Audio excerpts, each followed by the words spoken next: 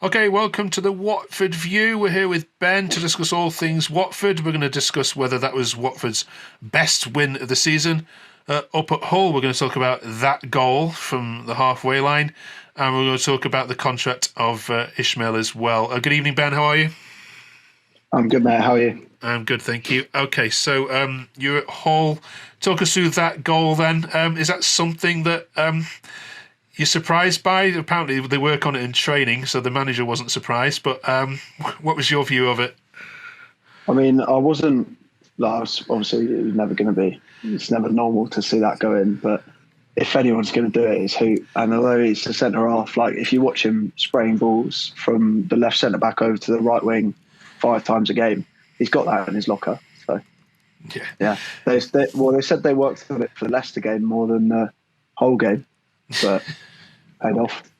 Yeah, I mean, Hull don't lose many at home. Was that your best win of the season, do you think, so far? Gotta be. Like, on all the Watford talk at the moment with us is we've had talented players, we've had this manager turnover, and it finally feels like since 2019 we're in the FA Cup final.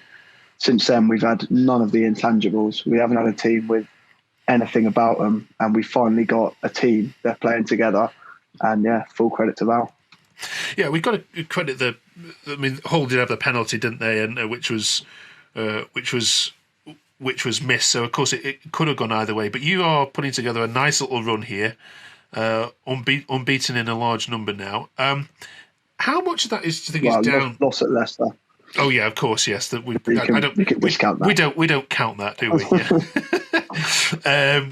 Everyone's going to lose at Leicester.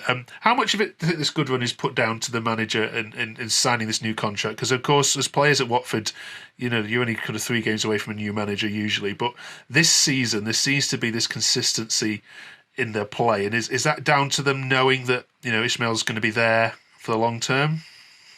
Yeah, it's got to be. I mean, like you hear these talks every week of someone's been dropped. Well, not really anymore, but before the last international break, someone's been dropped because they were late to training or whatever. And there's finally a bit of discipline. Like, the players have got some accountability back. Last few seasons, I mean, from an outside perspective, it's probably even more obvious. But you see that the players don't care that if it goes wrong, it's on the manager. So finally feels like that's being reversed. And just sort of how important Kayembe is for you, because again, there was lots of people giving him Man of the Match awards on Saturday. Would you go along with that? Just how important of a player is he for you? Yeah, I mean, it's like, since he's come in, it's been a lot better. Him and Livermore, really. The midfield's now a lot more solid, a bit more championship about it, a bit more physicality. You've got players like Imran Louza who everyone can see he's got quality, but he can't cut it in the division, whereas Kayembe's just giving us a bit more of a balance in midfield, yeah. Okay. And what are the aspirations now then for Watford? Do you think you can now harbour those playoff ambitions, or were you still just happy for this to be a transitional season? I'm more than happy for a transitional season. I just, after the last few years, as Watford fans, I think we just want to enjoy it. Like, we had last season where we could have easily got playoffs pushed autos with the squad we had, and it just wasn't fun at all. Like, it was draining, and we're finally enjoying watching a team that care about the fans, seem to care about it all, and it's refreshing. Okay. Little word then on your FA Cup game before we chat all things Southampton. Chesterfield at home, happy with that, or would you prefer to have had a nice away trip to Premier League team? I mean, it's boring, but it's one we should win, and it feels like the time for a cup run. Even a few games when you're not really, like, they've said that they want to push playoffs, but I think that's just ambition. I think we could. It's not out of the realms of possibility, but when we're playing with confidence and enjoying it, it feels like the time for a cup run. Yeah. I'd have thought the last time you were in an FA Cup final, that would have put you off the FA Cup for life. I don't remember much of that day. No, you went home after the second goal. Okay. No, I went to the pub. All right, how do you rate Southampton then? Unbeaten in 11 games now. This is going to be a tough one, isn't it? Yeah, definitely. I mean, I go to uni in Southampton, so I hear a lot about it. I've got a lot of mates support them, and at work they're all badgering me about it.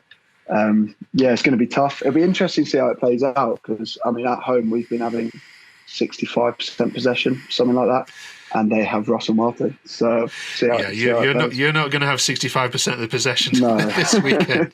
You might have 20. Yeah. Okay. Yeah, I mean, All right. we'll see how it plays out. It'll be interesting. Right, we'll bring in Joe, who's our Southampton fan. Just stay there 1 second. Ben, some predictions. Okay, to the informed teams then meet this weekend. Ben, give us your predictions first. Watford against Southampton. I mean, the optimist in me can see a few goals going in. I'll go with 2-2. That's what I said the other day. I'll stick with 2-2. Okay. Tippy Tappy Southampton. So it's when you. I wish he wasn't so blooming tippy tappy sometimes, but it looks like he gets results. It's effective, isn't it? Joe, what are you going with? I'm still going to go for 4 goals shared, but I'm going to go for a 3-1 Saints win. All right, nice one, fellas. Both of you enjoy the game. Thanks so much for coming on. We'll catch up with you next week. Cheers. Welcome. Cheers.